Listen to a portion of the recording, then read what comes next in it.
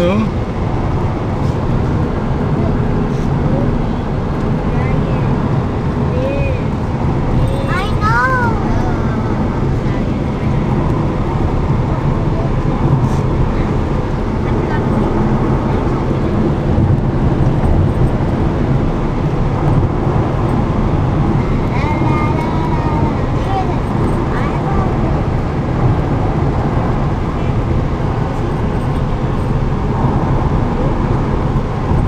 Westin na pinuntahan ko, yun ba yung dati na ba yun?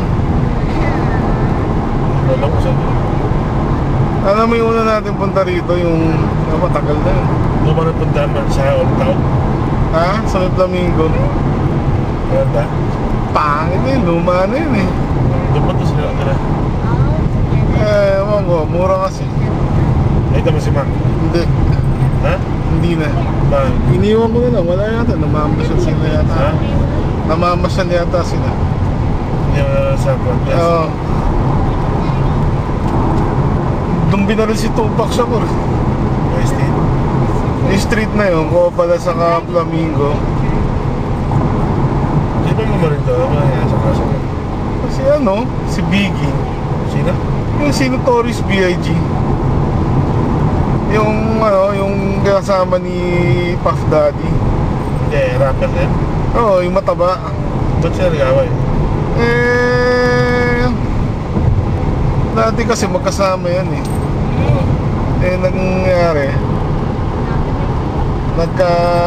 minsan nagpunta si Tupac sa New York.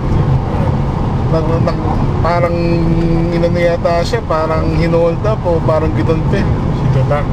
Oo, paglabas niya, yung pinagulpihan niya, nagre-record dun sila, Notorious B.I.G. Pinagbintangan niya na sila may kasalanan. Pinagulpi niya. Oo, kasi nagkakainitan na sila nun eh. Tapos yung asawa niya, nagpuntang LA para gumawa ng album o video. Asawa ni Tupac? Ni B.I.G. Sabi ni Tupac, may nangyari sa kanila. Yung asawa niya? Oo, nagalit si Notorious B.I.G. Pero sila affair niya yan. Oo, pero hindi naman totoo yun eh. Ginawa ni nagtitira siya doon sa mga kanta nila eh. Ginawa ni Notorious, nagpadala siya nagpadala siya ng hitman para tirahin siya Dito sa Las Vegas. Oo, nagpunta sila sa Las Vegas. Nagpunta sila sa Las Vegas. Hindi si B.I.G. mismo bumaril. Hindi, inutusan niya siyempre. Nahuli yung bumaril. Hindi, namatay na yung bumaril eh. Bakit? Pinatay din sa taga-Compton yun eh, magulo dun eh. Pinatay din. Oo, ng mga gangster. Ano yun eh? Hindi, alam nila kung sino bumaril. Oo, creeps din. Kalaban na Tupac yun. Parang magulo eh, na-interconnected eh. Siguro inutusan ni B.I.G. na tirahin si Tupac. Kasi bago mapatay si Tupac, may ginulpi sila doon sa isang hotel din sa sa may strip eh. Hindi ko na alam anong hotel Tupac? Oo. Yung ginulpi nila, gangster din, creeps yata. Ginantihan si Tupac, kung kasama na si Suge Knight, yung manager niya. Andun sila doon sa may Flamingo yung Cobal, matraffic doon sa Flamingo na yun, di ba? Doon binaril sa kotse. Doon yung binaril. Doon sa may intersection na yun. Sa akin nung binili lang kasi ako doon na clerk doon sa gas station doon sa tapat na yun. Ayun, binaril yung BMW niya na yun, di ba? 7 Series yata na 19 yung gulo. Tapos the following year, nung pumunta rito, nagpunta siya sa LA, doon naman siya binaril. Sino? Yung si B.I.G.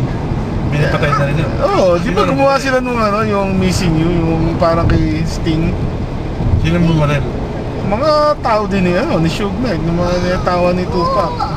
Pinatay din yun? Oo, sila East Coast, West Coast eh. Tapos na laban? Tapos na parang silang patay. Wala na yun. Grabe.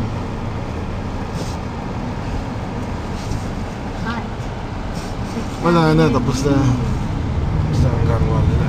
Oo. Crips ba siya, no? Tupac? Maraming Crips kasi. Hindi, Tupac Crips. Bloods yata siya. Oh, may affiliation siya. Si ano, si Suge Knight, si ano, Snoop Doggy Dogg. Crip yata yun.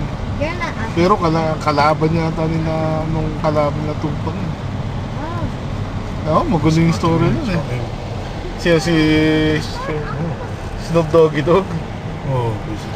Nakita mo na ba yun dito? Hindi. Hindi, yung squatter mo. Sumikat na. No life yung mga yun. Nandito yun dati eh. Sabi ng isang customer namin na Pilipina nagtano sa Rio. Pasok niya doon sa kwarto ni Snoop Doggy mo. Panay amoy marijuana to.